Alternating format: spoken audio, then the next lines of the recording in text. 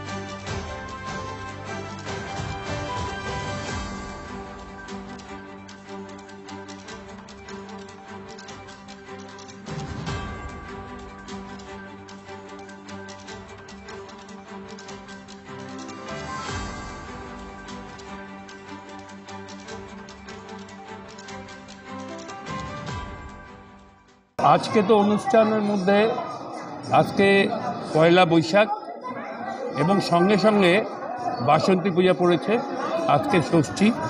সেই জন্য পয়লা বৈশাখ এবং ষষ্ঠীর জন্য প্রচণ্ড ভিড় দেখতে পাচ্ছেন এবং এই পুজোর জন্য দূর দূরান্ত গ্রামের থেকেও ভক্ত আসে।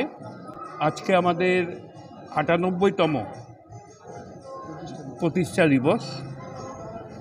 আমরা আলোকসজ্জা দিয়ে এই প্রতিষ্ঠা দিবস পালন করছি। আমাদের 1927 সালে আমাদের যোগমায়া কালীবাড়ি প্রতিষ্ঠা হয়। এই প্রতিষ্ঠা লগ্ন থেকে আজকে পর্যন্ত আমাদের প্রতিদিন নিত্যভোগ দিয়ে মায়ের মন্দিরে পুজো হয় এবং আজকে আমাদের পয়লা বৈশাখ 98তম প্রতিষ্ঠা দিবস।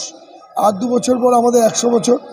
আমরা সমগ্র জলপাইগুড়িবাসীকে নিয়ে আমাদের 100 বছর ধুমধাম সহকারে পালন করব। তার মধ্যে নানাবিধ অনুষ্ঠান থাকবে, সে আমরা পরে সবাই মিলে বসে সেটা আমরা জানিয়ে দেব। জলপাইগুড়িবাসী হিসেবে তো খুবই গর্বিত আমরা, এত বছরের একটা মন্দির এবং আমরা রোজ এখানে আসি পুজো পার্বণ করতে। যে কোনো অনুষ্ঠান, যে কোনো পুজোয় আমরা এখানে আসি, ভোগ বিতরণ হয়, ভোগের প্রসাদ নিই এবং আমরা খুবই খুশি এই মন্দির এত বছরে একটা পূর্তি অনুষ্ঠান হিসাবে হচ্ছে। এটার জন্য আমরা খুবই খুশি।